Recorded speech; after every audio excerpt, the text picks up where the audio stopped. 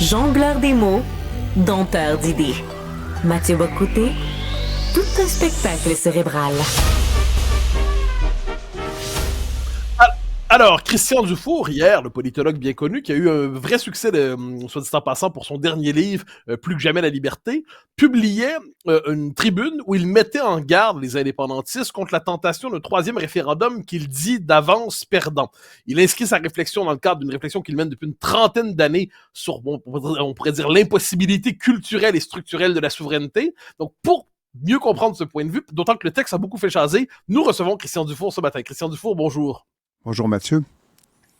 Alors, je vous ai lu, c'est une réflexion qui, chez vous, vous revenez sur des thèmes qui vous sont chers depuis longtemps. On trouve là, cette réflexion-là, elle était dans le défi québécois, puis elle a accompagné votre réflexion depuis 30 ans. J'ai l'impression, cela dit, qu'il y a un élément qui m'a surpris. C'est-à-dire, vous nous dites, l'indépendance, si je vous comprends bien, elle serait en tant que telle nécessaire, ce serait plutôt une bonne chose. Dans le Canada, on est plutôt foutu, mais elle est structurellement impossible parce que les Québécois, finalement, n'en ont pas le courage.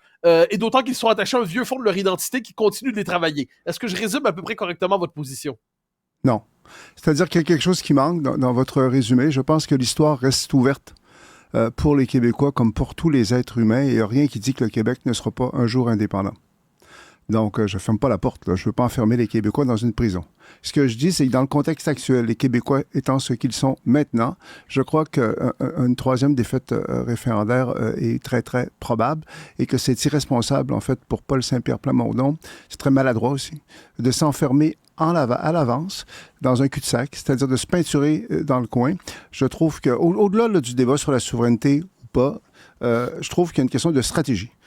Si M. Paul Saint-Pierre Plamondon a des bonnes chances de devenir le prochain premier ministre du Québec, c'est pas parce que les Québécois sont davantage portés vers la souveraineté. C'est à cause de l'usure du gouvernement Legault, de son incompétence, en fait, dans la défense des intérêts du Québec, dans les dossiers liés aux nationalistes. C'est aussi à cause de la crédibilité de Paul Saint-Pierre Plamondon dans les dossiers liés à la question nationale.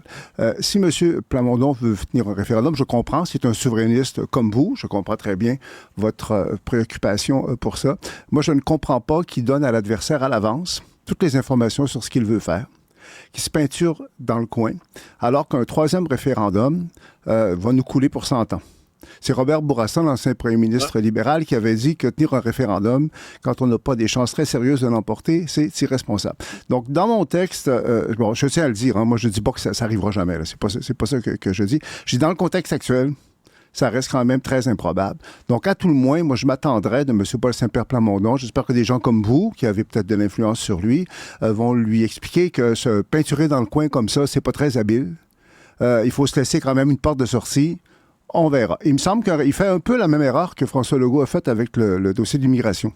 Quand récemment, il a parlé d'un... Oui, je vous laisse parler. Je vous retourner à la phrase. Moi, je comprends l'idée qu'un troisième référendum serait catastrophique si on le perd.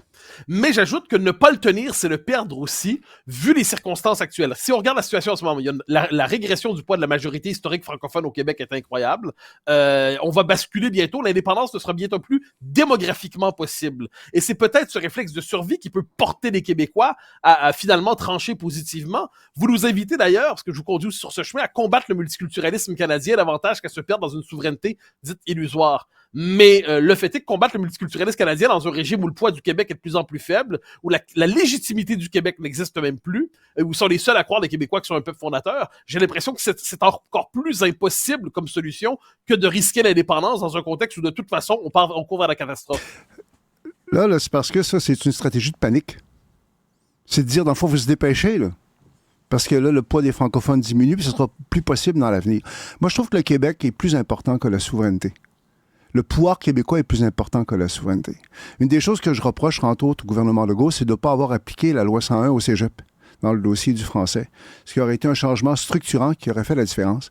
Ça, on peut très bien le faire dans le contexte québécois actuel, dans le contexte canadien actuel. Je trouve que ce que j'aime dans Paul Saint-Pierre Plamondon, c'est que là, il est en train de sortir de son discours angélique sur le reste du Canada. Moi, je l'attendais il n'y a pas si longtemps à dire, écoutez, on n'a rien contre les autres Canadiens, puis c'est juste parce qu'on veut être nous-mêmes, on veut s'affirmer. Il me semble qu'il est en train de s'affaiblir, Paul Saint-Pierre Plamondon.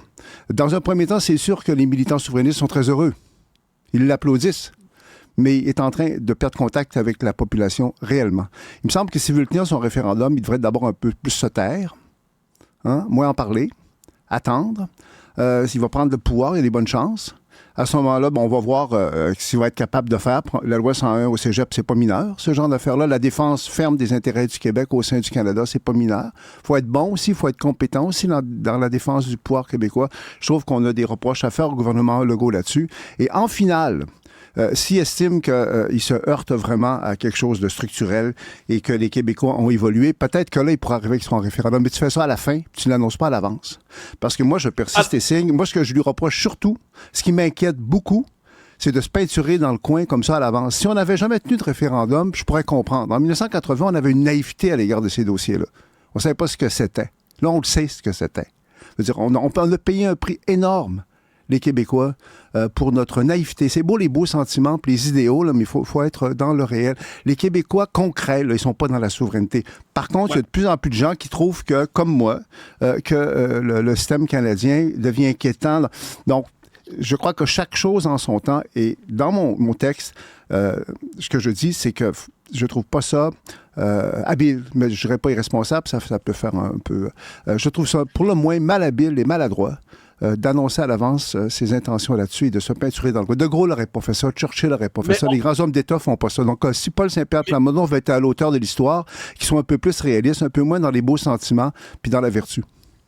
Mais on peut retourner l'argument et se dire, on est dans un contexte où les Québécois sont complètement largués. Le référendum, ils ne voient plus cela à l'horizon. Pour eux, la souveraineté à la rigueur, c'était un horizon lointain, mais ce n'était plus un projet politique. En annonçant un référendum, en forçant tout le monde à se positionner sur ça, en faisant en sorte que les nationalistes autonomistes qui étaient réfugiés dans l'entre-deux aient à trancher, ça crée aussi une dynamique où la question nationale redevient sérieuse dans un contexte qui n'est pas celui de panique, mais d'urgence démographique. L'effondrement des francophones au Québec, c'est pas dans un siècle, c'est pour dans 15 ans. Encore là, stratégie de panique. Le problème, Mathieu, là, c'est que je comprends qu'on a payé un prix très fort et qu'on paye un prix très fort pour les 2 échecs référendaires. S'il y en a un qui dénonce ça, c'est moi. Mais ça peut descendre plus bas. Ça peut descendre plus bas. Hein? Albert Camus qui disait, le rôle des gens aussi, c'est d'empêcher que les choses se défassent. C'est pas vrai là, que tout est dramatique puis tout va mal totalement. On peut être inquiet, on peut critiquer, on peut dénoncer pour réaliser qu'on peut descendre plus bas en termes de liberté, en termes de pouvoir québécois. Et on a une responsabilité de tirer les leçons du passé, d'être habile. Et je le répète, le Québec est plus important que la souveraineté. Le pouvoir québécois est plus important que la souveraineté. Et la souveraineté, je trouve que pour une partie des souverainistes, ça devient comme une espèce de mantra magique. On va faire la souveraineté puis on va tout régler. Moi, ce que je constate, c'est que quand on a du pouvoir actuellement, les Québécois, on n'est pas toujours capable de l'exercer. Donc, M. Paul Saint-Plamondon a des chances de prendre le pouvoir très sérieusement. Je n'ai rien contre ça. Moi, c'est un personnage que j'apprécie, que j'aime. Mais ça me déçoit beaucoup de voir qu'aussi rapidement, il se peinture dans le coin comme ça. C'est qu'il est encore prisonnier de la dynamique qui nous a coulé 2 fois et j'ai peur que ça nous coule 3 fois. Et ce que je crains, c'est que les Québécois, en bons Québécois, ils se disent, OK, on va le mettre au pouvoir, Paul Saint-Pierre Plamondon, il est sympathique, mais on est tanné de Legault, puis on battra son référendum. C'est ça notre dynamique historique. Comme s'il n'y aurait pas de conséquences dramatiques qui résultent de la défense du référendum. Donc, qui a le goût de faire un référendum, que vous ayez le goût, que vous soyez là-dedans, je respecte ça. Et moi, personnellement, si les Québécois veulent la souveraineté, je vais me rallier tout de suite. Mais il faut quand même être dans le réel aussi, pas juste être dans les pulsions, puis dans la panique. Je trouve qu'il y a quelque chose de paniqué là-dedans. Et la panique, c'est vraiment pas une bonne conseillère. C'est pas vrai qu'au Québec, là, c'est la catastrophe totale. On peut être lucide sur les problèmes qu'on a au Canada pour réaliser qu'on peut descendre pas mal. Un 3e référendum, là, perdant, là, on va être traité comme un groupe ethnique pendant 100 ans. Mais alors, le temps d'une dernière question, je m'en voudrais de ne pas vous la poser. Ce que vous nous annoncez, j'ai l'impression qu'on l'a déjà maintenant.